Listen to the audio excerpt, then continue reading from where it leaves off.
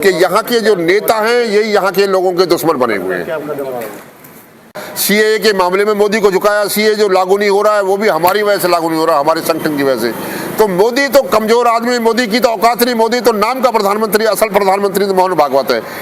मैं देवीदयाल सैनी, प्रदेश महासचिव, राष्ट्रीय अत्याचार निवारण बल, सहयोगी संगठन बामसेफ, बावन विश्राम।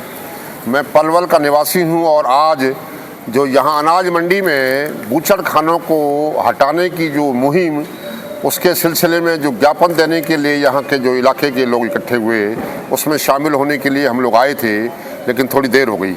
तो साथियों, जैसा अभी हमारे साथी जी ने बताया कि जिन लोगों ने बूचड़ खानों को ज़मीन दी, उसकी परमिशन दी, ग्राम पंचायत के सरपंच और सरकार का। श्रीमान जी, मैं आपको कुछ पिछले बातों में ले जाना चाहूँगा। जब 1937 में इंटरनल सरकार भारत में बनी थी, तो उस वक्त चौधरी छोटू राम मंत्री हुआ करते थे। उसमें यासीन खां, तैयब हुसैन जी के पिताजी, वो भी सक्रिय भूमिका निभाते थे। उस वक्त चौधरी छोटू राम ने यहाँ नहर देने का वादा किया था। नहर देने का जो है ना, यहाँ एक कार्यक्रम था, उसमें नहर देने के लिए कहा था। लेकिन यहाँ के जो, जैसा इन्होंने कहा, मेवात का पिछड़ापन मेवात के नेताओं की वजह से है।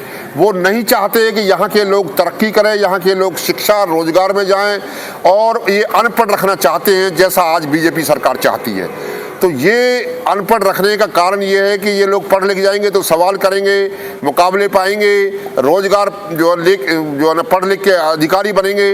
तो इनको अनपढ़ रखने की जो साजिश है यहाँ के नेताओं की है। और ये बड़े दुख की बात है कि यहाँ के जो लोग हैं अभी भी नहीं समझ पा रहे हैं, अभी भी नेता इनके साथ दोगली चाल चल रहे हैं, अभी भी वही साजिश चल रही है। ये सर देखा जा रहा है कि यूपी से लाकर जो मेवात में टेका जा रहा है, थोपा जा रहा है ज़बरदस्ती बूचड़ खानों को। आखिर मेवात को ही क्यों चुना गया? बिल्कुल, ये मेवात के जो लोग हैं वो सक्रिय नहीं हैं और एक इकट्ठे नहीं है, एकत्रित नहीं है। और मेवात में अशिक्षा होने के कारण लोगों में जागरूकता नहीं है और संविधान के प्रति संवेदनशील नहीं है, अपने अधिकारों के प्रति संवेदनशील नहीं है।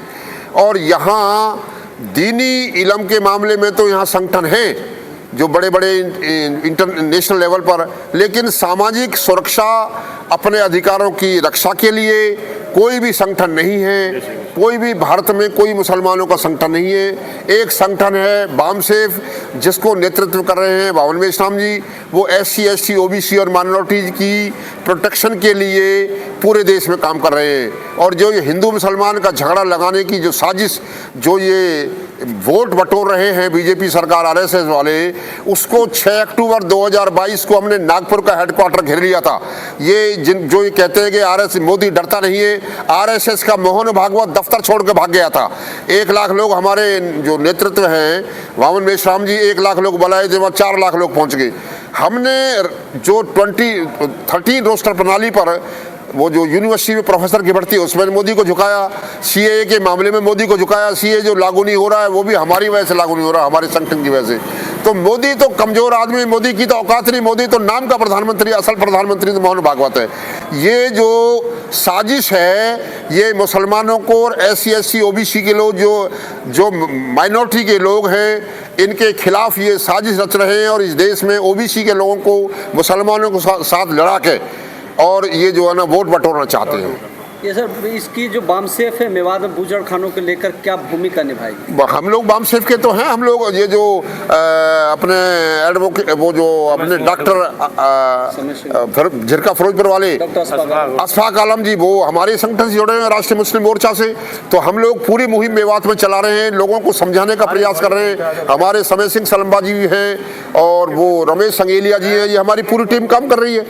तो हम लोग आज थोड़ा कोर्ट में काम की वजह से लेट हो गए, वरना तो हम लोग आपके पूरे साथ हैं। और ये हमारे चेयरमैन साहब जो है ना, जो कह रहे हैं कि यहाँ के जो नेता हैं यही यहाँ के लोगों के दुश्मन बने हुए हैं।